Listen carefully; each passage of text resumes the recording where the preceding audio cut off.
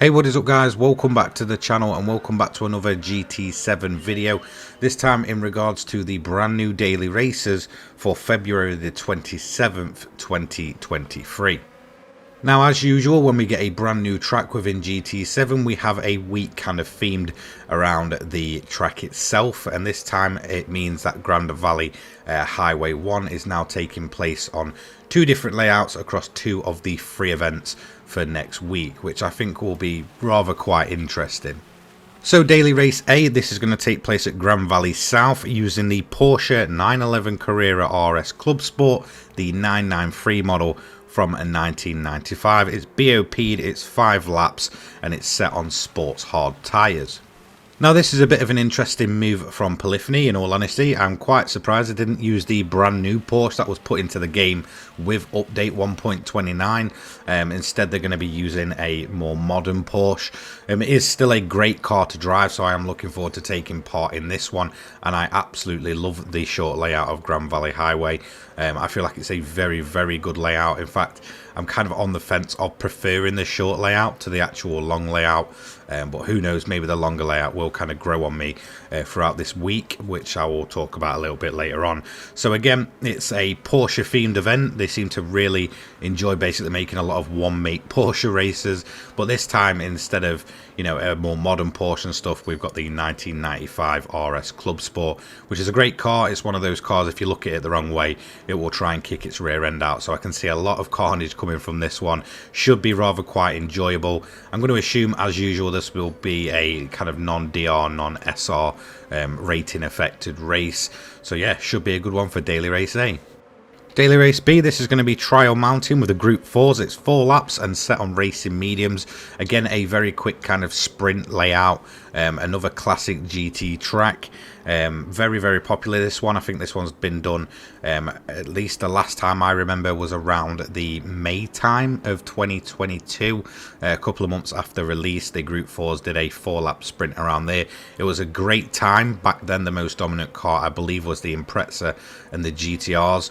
They were absolutely all over the place. Now, there has been a few BOP changes in terms of Group 4, but again, I can probably see the same cars, you know, basically running away with this race. So whilst I do like the track and I do like the fact that the Group 4 cars are running here, again, I feel like it's going to be very much a one-make race, or at least a two-make race by the end of the week. Hopefully I'm wrong about that and the BOP changes do make a lot of the other cars a bit more competitive. But yeah, should be a good one, this one.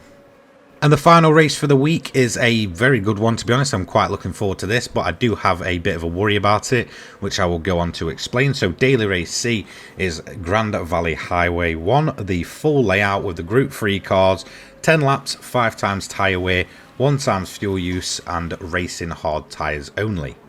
Okay, so as usual, showing off the new track when it comes in daily races seems to be a common occurrence, but why am I a little bit worried about Grand Valley Highway 1? So if you didn't know, as soon as this track basically launched into the game, a bug was pretty much found instantly about it. So there's bugs that essentially include the replay camera and such, where you end up under the floor. But the main bug seems to be basically once a car's pitted there, they go invisible and you actually can't see them. Now, I didn't actually manage to find this in my, you know, single player run through in terms of the 10-lap event, but I'm hearing that it is rather quite prominent for, well, a lot of players. So obviously, I'm guessing the counter into this is to keep tyre wear, you know, relative to the length of the race. So while the tyres will wear, you won't actually have to pit. So hopefully, you know, we can kind of avoid that whole issue. However, if people do pit, does that mean a lot of people are basically going to run into invisible cars or just not really know where anyone is on track? So it's a kind of a bit of a hit and miss situation, but hopefully it doesn't affect this event too much. I am really actually quite glad to see both of the layouts getting some recognition, both the short in a quite a fun one-mate race and the long one in a proper Group 3, you know, tyre wear and fuel usage race. But again, hopefully that bug doesn't completely ruin it for everybody to the point where Polyphony kind of pull it. If you remember, around about 3 or 4 months ago, the Lake Maggiore layout with the Group 4s essentially got pulled after a day because of teleporting cars, and hopefully the invisible cars just kind of won't be around and kind of ruin it, where Polyphony have to just then pull it for something completely generic. So there we have it. Those are the daily races for the week commencing the 27th of February 2023.